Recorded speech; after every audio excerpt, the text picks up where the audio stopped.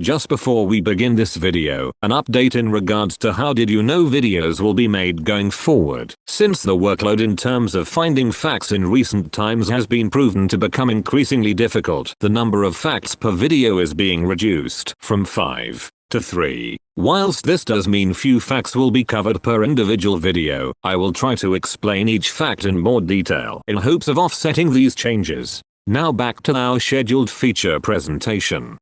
Welcome to a video where I showcase 3 things that you may or may not know. Some of these facts may be in plain sight to older players, but to those who are new to the franchise, these may be in fact the first time that they are hearing about them. Let's get started. Starting off with something that was discovered sometime well after BFN's release. Did you know? During the Halloween season in Giddy Park, there is an Easter egg you can trigger that involves the piano keys within the plant faction base. The Easter egg is triggered by playing the following sequence on the piano.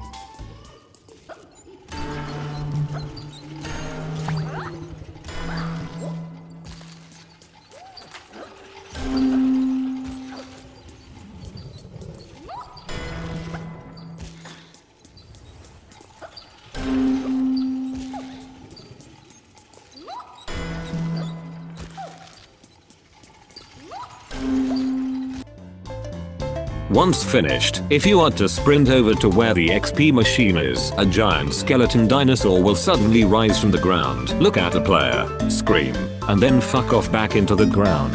This can be triggered in public Giddy Parks, though for the sake of not having other players intervene and fuck up the sequence, it is best viewed in private play. This Easter egg is likely a little joke inserted by the developers, even though that was yet to have been immediately discovered until years later, all because players happen to conveniently input the correct sequence for the Easter egg to trigger. Secondly, did you also know, as pointed out by Noobmaster Pro, this fact involves one of Super Brains' upgrades, being Reach. According to its description, the upgrade states that the player can gain a faster charge of either the Flying Fist or Brainium Basher for a short period of time upon hitting an enemy with it. However, the wording within its description is rather misleading. One would think that the player could only hold it for up to 5 seconds at most, but this is simply not the case. Here, I hit the heal flower when the timer says 12 minutes. I then proceed to move away and wait until the timer says 11 minutes before initiating the next Flying Fist. Despite it being way longer than a short period of time, the next fist still charges at an accelerated speed. This makes the upgrade way more flexible than one would expect, since you can store the increased charge speed for as long as one would like, until the situation presents itself. Happy taking advantage of how powerful Reach truly is. Lastly, did you know, the corrode upgrade for Nightcap allows her to take on a more supportive role with her casting shadows by allowing it to drain ammo,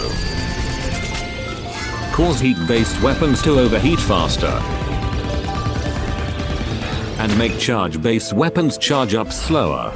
Or at least, that's what it's supposed to do, because thanks to yet another PopCap memento, the upgrade unintentionally buffs one of the enemy's weapons, that being the pirate's sniper attack. Instead of reducing the charge speed by 50%, the corrode upgrade increases its charge speed by 10 fucking times, which means that if the pirate is skilled and fast enough to react, they can essentially make the Nightcap who used the ability eat absolute shit and use their own upgrade against them. This essentially makes the upgrade situational, as if a pirate is present on the enemy team, then you should probably not run the upgrade against them, especially if they know exactly how to use it against you. And as for the pirates who now know this tech, happy trolling Nightcap mains.